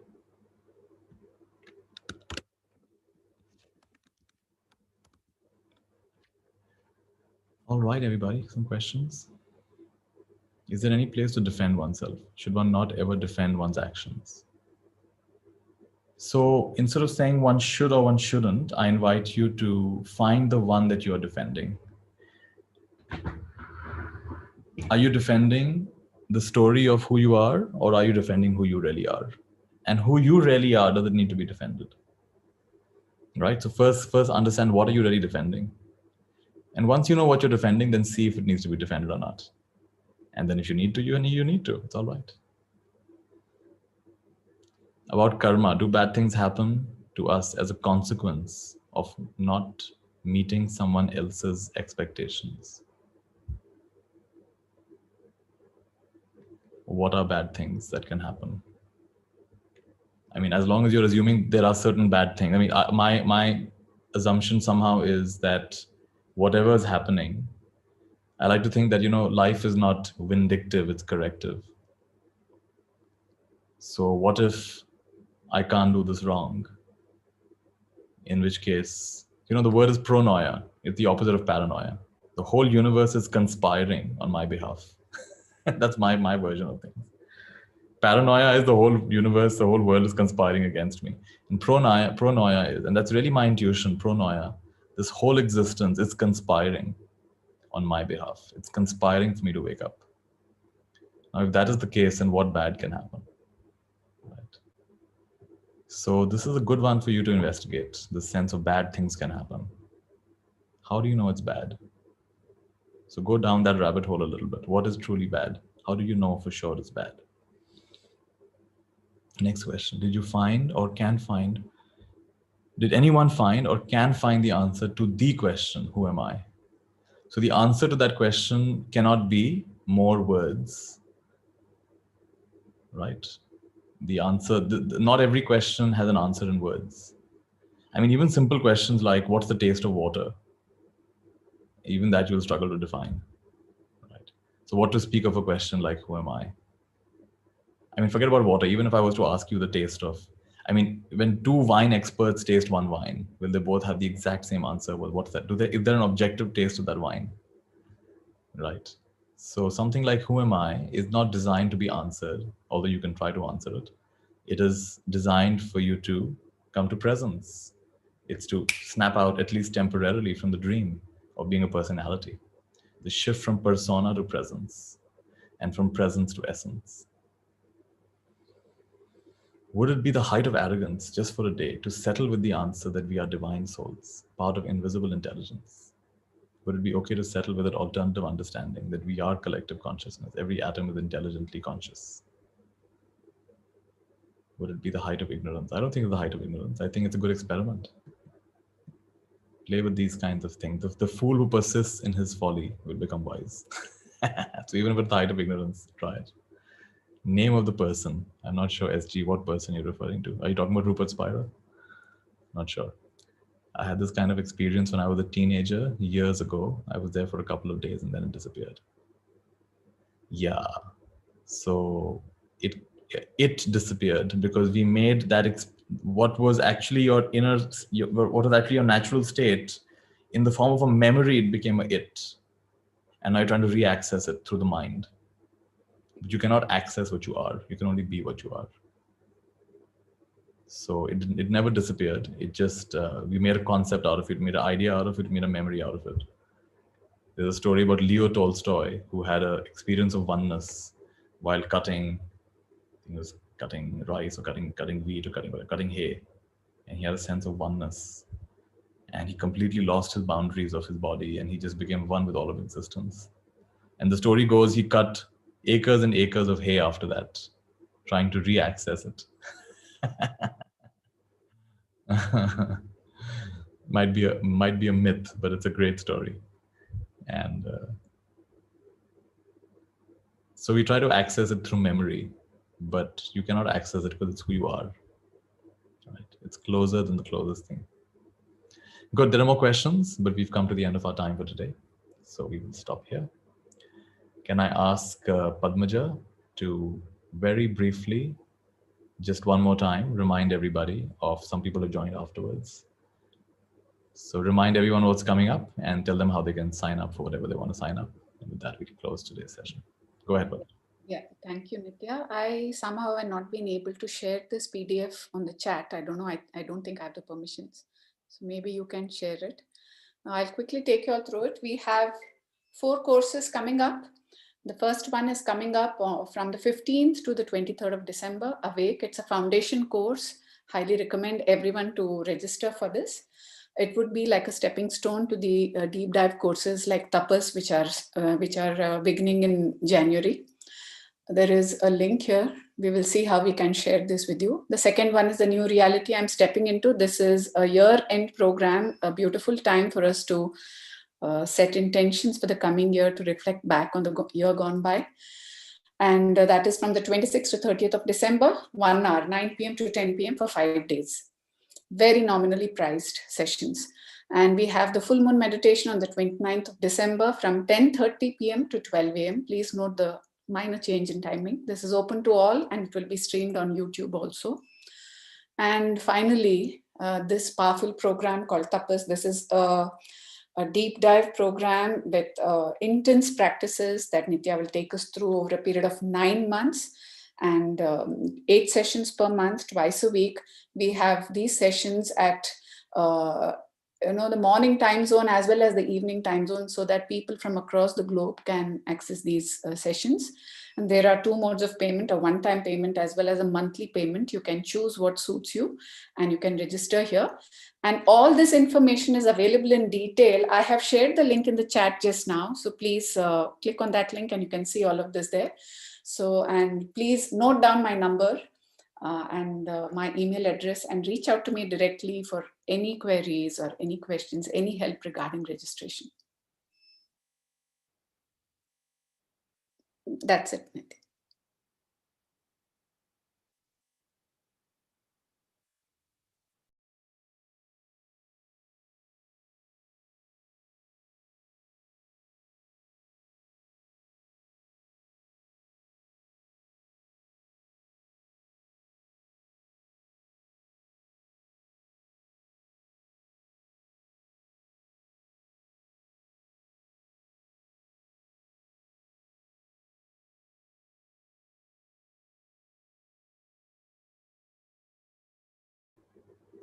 All right. Thank you so much, Padmaja. And can you just also give me, I made you the host so you can share that file on the chat. Can you also just start my video for me, please?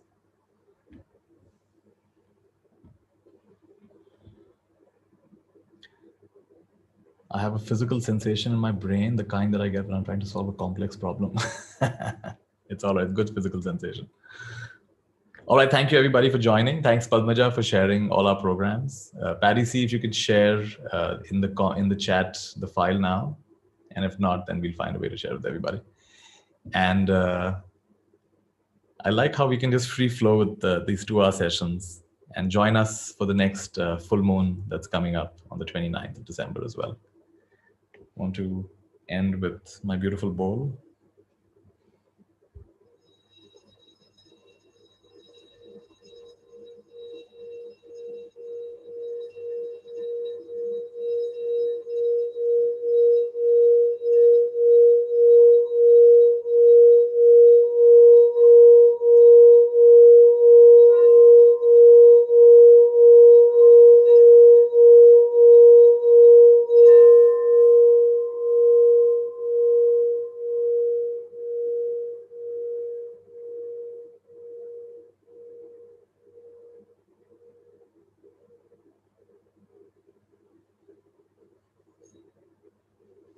Somebody was asking me for the name of the book again. So this is the name of the book. Also, Brian Tom O'Connor has regular free Zoom calls where he plays these games.